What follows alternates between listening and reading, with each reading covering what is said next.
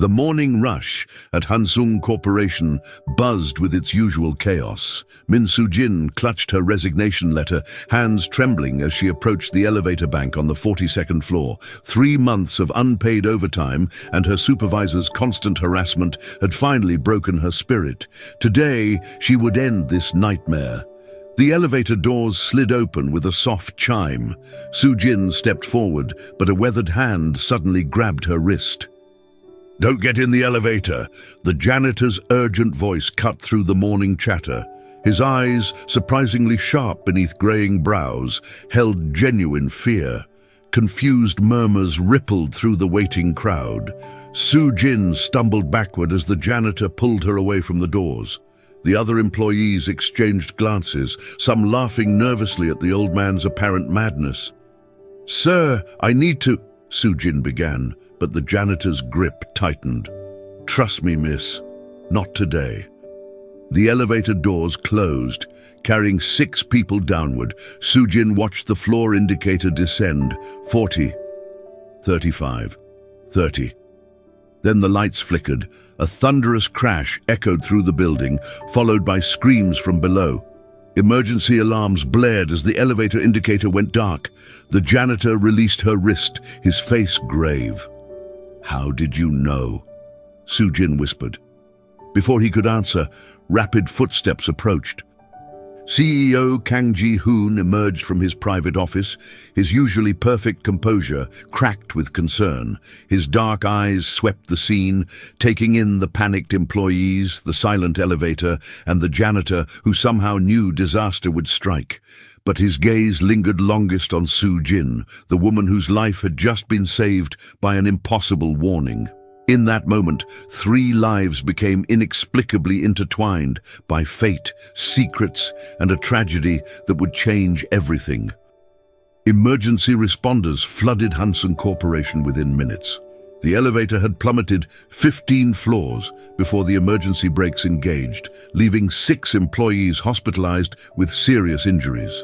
CEO Kang Ji-hoon stood in the lobby, his jaw clenched, as he watched paramedics wheel out the victims.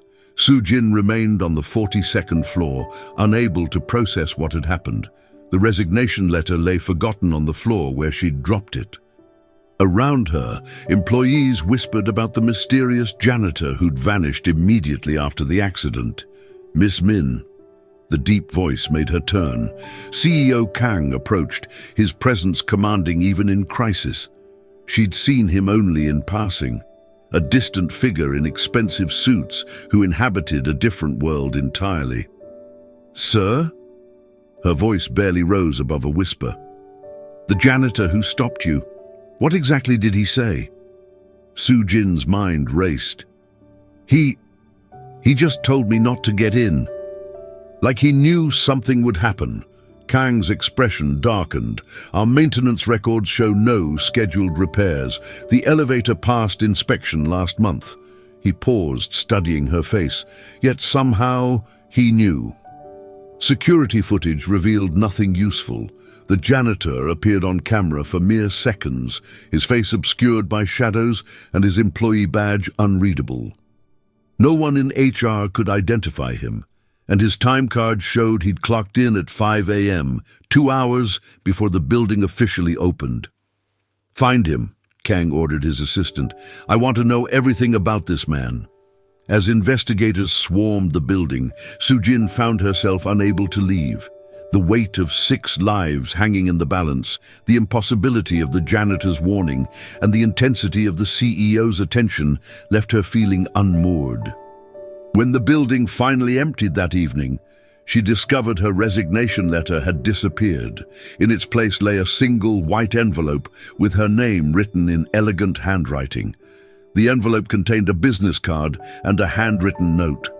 "Conference room A, 8 p.m. Come alone, KJH." Soo-jin's hands shook as she rode the elevator to the executive floor. The same elevator bank where everything had changed that morning now felt ominous in the building's after-hours silence. Her footsteps echoed down the marble corridor toward the glass-walled conference room. CEO Kang sat at the head of the polished table, still in his morning suit but with his tie loosened, the first crack she'd seen in his perfect facade. City lights twinkled beyond the floor-to-ceiling windows, casting shadows across his sharp features. "Please sit." His voice was softer than she'd expected. Sujin chose a chair several seats away, maintaining distance from this man who could end her career with a word. "Sir, about my resignation." "Withdrawn." He slid a folder across the table. "I have a different proposition." The folder contained a contract unlike anything she'd seen. Personal assistant to the CEO, salary triple her current wage, immediate start date. "I don't understand," she whispered. Kang leaned forward, his dark eyes intense. "Someone tried to kill me today, Miss Min. That elevator was sabotaged. Our preliminary investigation confirms it. You were saved because you were mistaken for me." The words hit her like ice water. "What?" "Same floor, same time I usually leave for morning meetings. The janitor thought he was saving me. His voice carried a weight she couldn't fathom, which means whoever wants me dead will try again. And next time, innocent people might not be so lucky." Sujin stared at the contract. "Why me?" "Because you were there. Because fate intervened. And because I need someone I can trust, someone who understands what we're dealing with." He paused. "Help me find the truth, Miss Min, before more people get hurt." Sujin's new office adjoined the CEO's suite, separated by frosted glass that offered privacy while maintaining connection.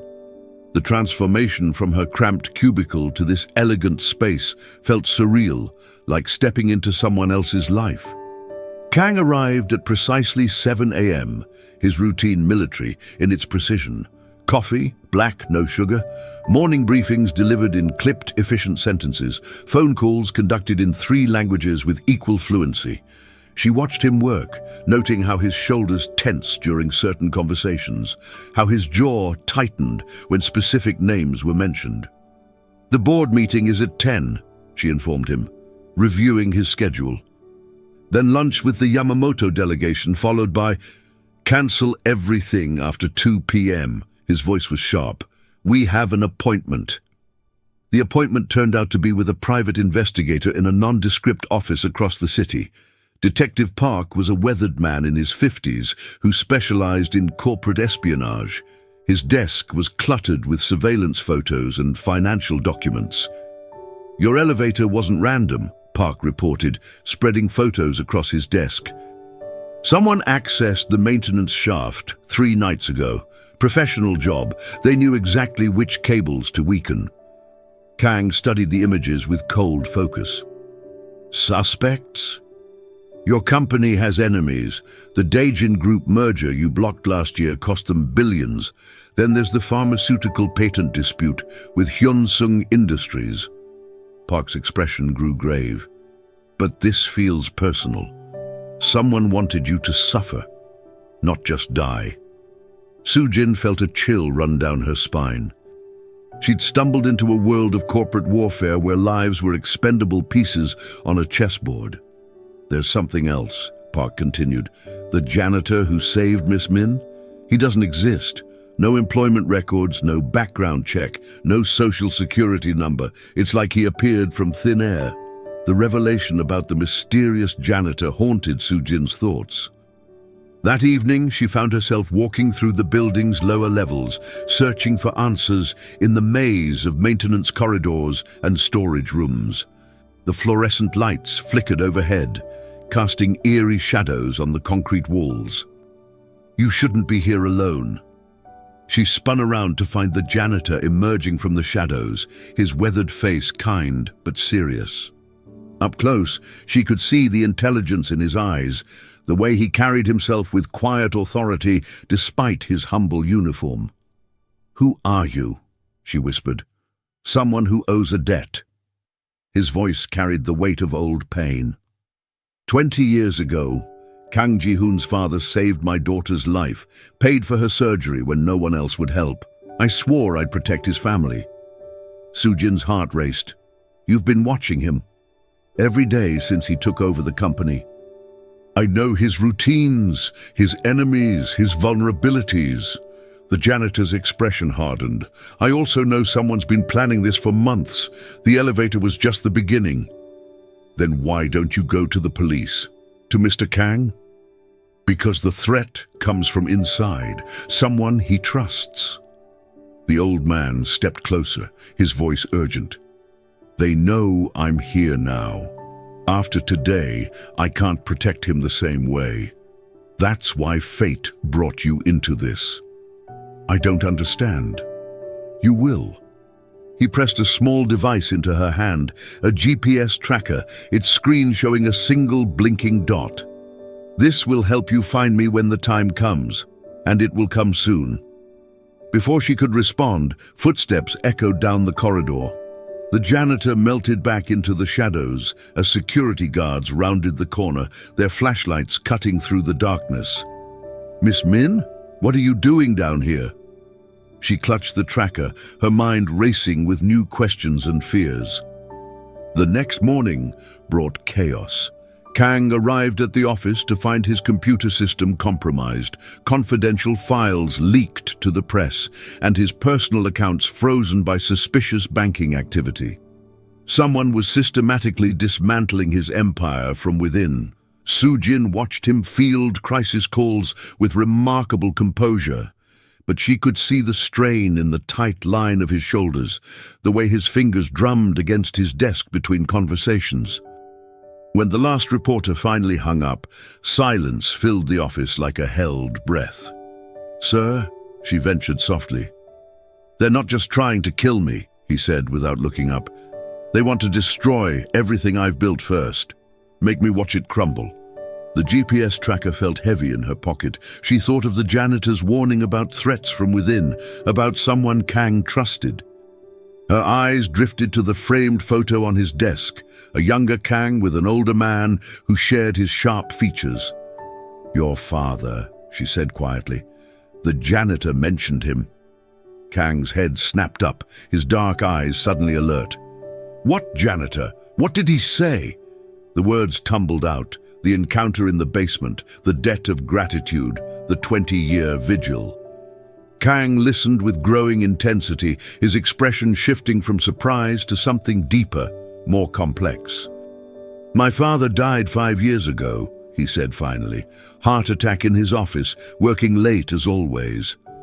His voice carried old grief. He never mentioned saving anyone's daughter.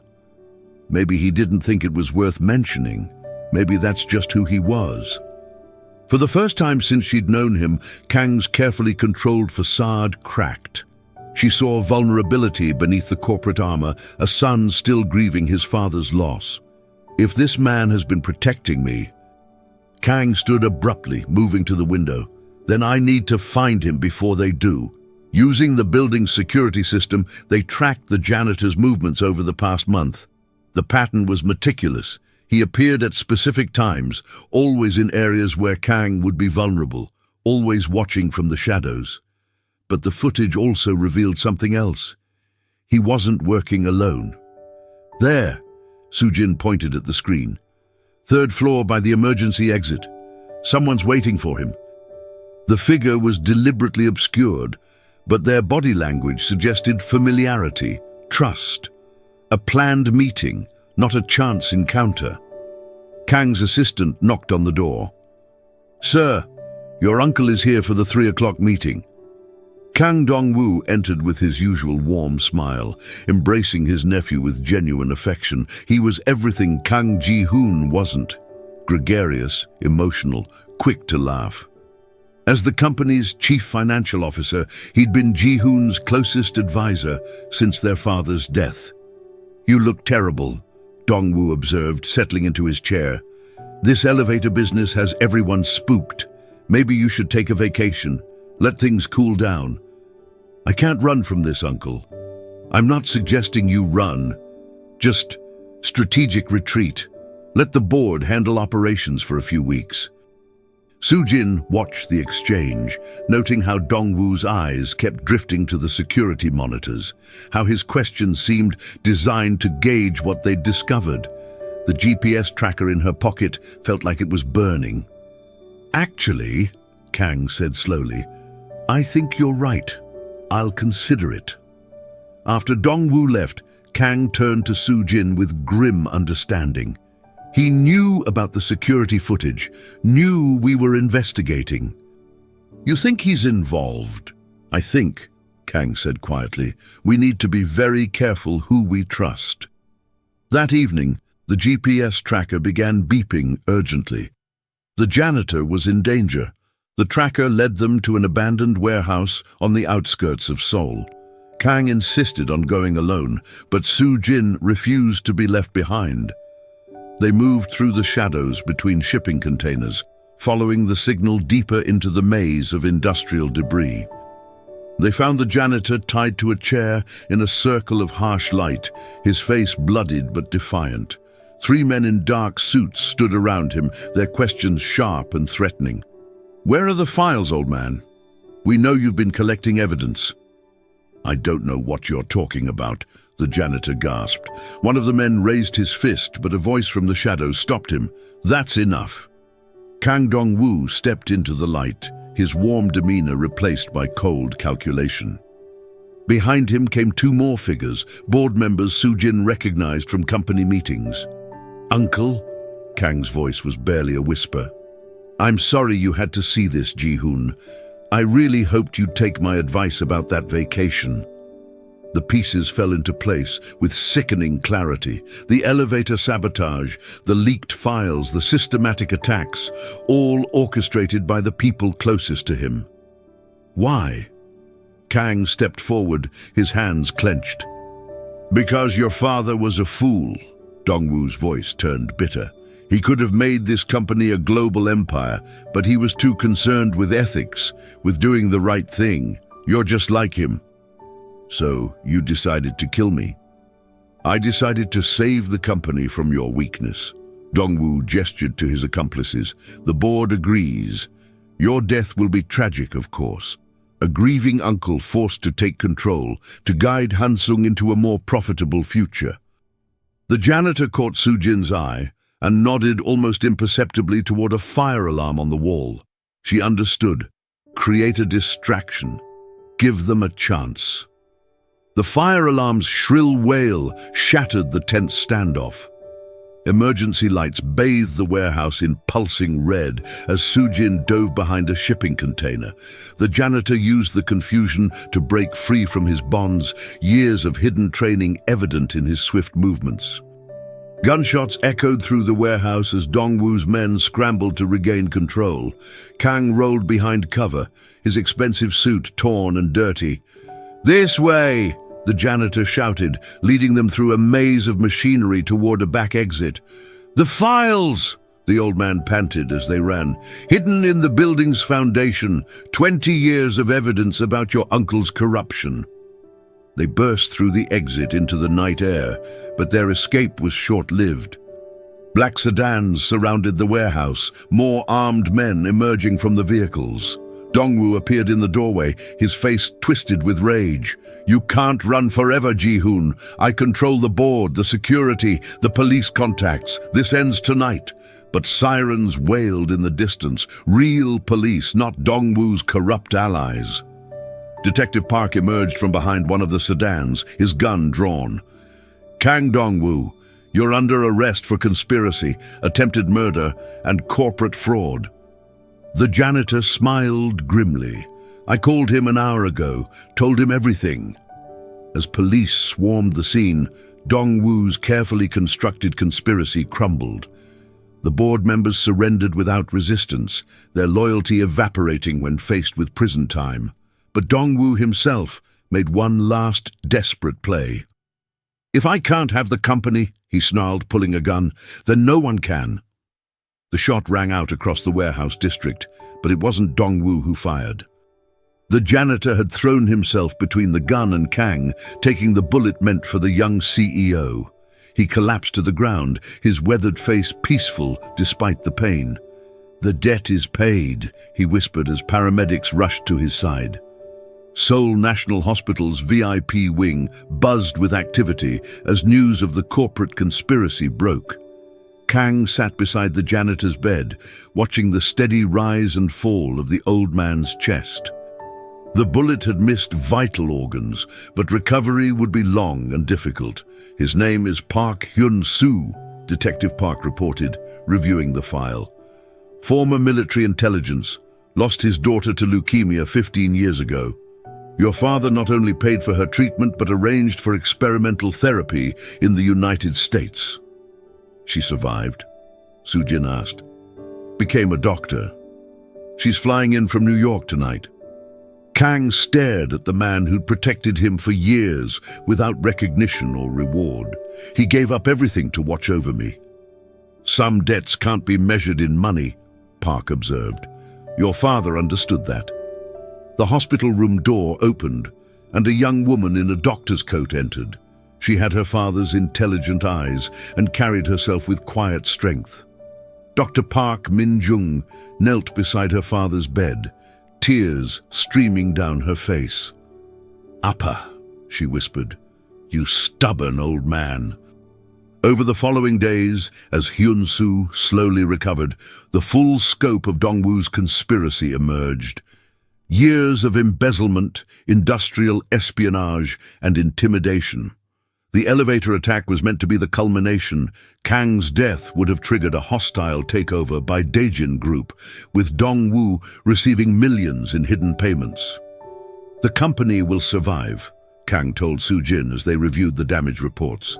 "But it'll take time to rebuild trust." "What about us?" The question slipped out before she could stop it. Kang looked up from his papers, his dark eyes searching her face. "What do you mean?" "I mean, when this is over, when everything goes back to normal." She couldn't finish the sentence. "Normal?" He stood, moving around the desk to stand before her. "Soo-jin, nothing about this has been normal. Nothing about us is normal." The cherry blossoms were in full bloom along the Han River, their pink petals drifting like snow in the spring breeze. Kang had suggested they walk here after visiting Hyun-soo in the hospital, claiming he needed fresh air after weeks of corporate meetings and legal proceedings. Soo-jin walked beside him in comfortable silence, watching families picnic beneath the flowering trees. It felt surreal, this peaceful moment after so much chaos and danger. The GPS tracker still sat in her desk drawer, no longer needed but somehow precious now. "I've been thinking," Kang said suddenly, stopping near the river's edge, "about what you asked at the hospital." Her heart skipped. "Sir? Don't call me that. Not here." His voice was softer than she'd ever heard it. "My name is Ji-hoon." "Ji-hoon," she repeated, testing how it felt on her tongue. "I've spent my entire adult life building walls," he continued, staring out at the water. "After my father died, I thought strength meant isolation, that caring about people made you vulnerable." "It does make you vulnerable," she said quietly. "Yes, but maybe that's not always a weakness." He turned to face her, his expression open in a way that made her breath catch. "You saved my life, Soo-jin. Not just from the elevator, but from becoming someone I wouldn't recognize. I didn't do anything special. You stayed. When everything fell apart, when my own family betrayed me, you stayed." His hand found hers, fingers intertwining. "I know our worlds are different. I know this complicates everything, but I can't pretend anymore that what I feel for you is just gratitude." The confession hung between them like a bridge waiting to be crossed. Soo-jin felt tears prick her eyes, not from sadness, but from the overwhelming relief of finally hearing the words she'd been afraid to hope for. "I love you too," she whispered. 6 months later, Hansung Corporation had not only recovered, but flourished under new leadership. The board, purged of Dongwu's allies, had unanimously approved Kang's reforms, ethical business practices, employee profit sharing, and a foundation dedicated to helping families facing medical crises. Su Jin's role had evolved far beyond personal assistant. As director of corporate ethics, she oversaw the company's transformation, ensuring that the values Kang's father had championed would never again be compromised. Her office was still adjacent to the CEO's, but now their relationship was an open secret that no one seemed inclined to gossip about. Park Hyun-soo had made a full recovery and officially joined the company as head of security. His daughter Min Jung had taken a position at Seoul National Hospital, specializing in pediatric oncology. The family debt had been repaid, but new bonds had formed, chosen family rather than obligation. "The Yamamoto contract is ready for signature," Su Jin reported during their morning briefing. "And the charity gala is confirmed for next month." "Good." Kang signed the documents with practiced efficiency, then looked up with a smile that still made her heart flutter. "And our dinner reservation?" 7:30 at Mingle's. I told them we might be late." "We won't be late." His voice carried a promise that made her curious. That evening, as they sat in the restaurant's elegant dining room overlooking the city lights, Kang seemed unusually nervous. He kept checking his watch, adjusting his tie, making small talk about work when they'd agreed to keep business out of their personal time. "Ji-hoon, what's wrong?" she finally asked. "Nothing's wrong. Everything's—" He took a deep breath, then reached into his jacket pocket. "Actually, everything's about to change." The small velvet box made her gasp. Inside, a simple but elegant diamond ring caught the candlelight, throwing tiny rainbows across the white tablecloth. "Marry me," he said simply. "Not because of what we've been through, but because of what we could build together." The ceremony took place in a small chapel overlooking the Han River, the same spot where they'd first confessed their feelings. Cherry blossoms had given way to autumn maples, their red and gold leaves creating a natural cathedral around the gathered guests. Su Jin wore her grandmother's silk hanbok, the traditional dress updated with modern touches that honored both past and future. Kang stood at the altar in a perfectly tailored suit, but his eyes held the same vulnerability she'd first glimpsed in the hospital room months ago. Park Hyun-soo walked her down the aisle, his weathered face beaming with paternal pride. "Your father would be honored," he whispered as he placed her hand in Kang's. The guest list was small but meaningful. Detective Park, Dr. Min Jung, the few board members who'd proven trustworthy, and employees who'd become friends during the company's transformation. Notably absent were the society figures who would have attended a typical CEO wedding. This celebration was about love, not status. "Do you, Kang Ji-hoon, take Min Soo-jin to be your wife, to stand beside her in prosperity and adversity, to build a life based on trust and mutual respect?" "I do." His voice was steady, but she could see tears in his eyes. "Do you, Min Soo-jin, take Kang Ji-hoon to be your husband, to support his dreams while pursuing your own, to face whatever challenges life brings together?" "I do." The words came easily, naturally, like a truth she'd always known. As they exchanged rings, Su Jin thought about the journey that had brought them here, a mysterious warning, a deadly conspiracy, and the gradual realization that sometimes the most unexpected paths lead to exactly where you need to be. The kiss was soft, tender, full of promise. Around them, their chosen family applauded, but the world had narrowed to just the two of them and the future they would write together. 1 year later, Su Jin stood in the same elevator bank where everything had begun, but now she carried new life within her. The morning sickness had passed, leaving her with the gentle glow that made Ji-hoon smile every time he looked at her. The elevator doors opened, new ones, installed with every safety feature available. She stepped inside without hesitation, one hand resting on her growing belly. Their child would grow up in a world where elevators were safe, where family meant protection rather than betrayal, where love conquered fear. Hansung Corporation had become a model for ethical business practices, featured in international case studies and business journals. The Park Hyun-soo Foundation had helped hundreds of families facing medical crises, continuing the legacy of compassion that had started with Ji-hoon's father decades ago. Mrs. Kang, her new assistant, a bright young man fresh from university, knocked on her office door. "Your husband is here for lunch." She smiled at the title she was still getting used to. Through the frosted glass, she could see Ji-hoon's familiar silhouette, probably reviewing reports even during their personal time. Some things never changed. "Send him in." Ji-hoon entered with his usual purposeful stride, but his expression softened when he saw her. "How are you feeling?" "Like I could eat everything in the executive cafeteria." She stood, accepting his gentle kiss. "The baby seems to have inherited your appetite. Or your determination." His hand joined hers on her belly. "Dr. Park says everything looks perfect."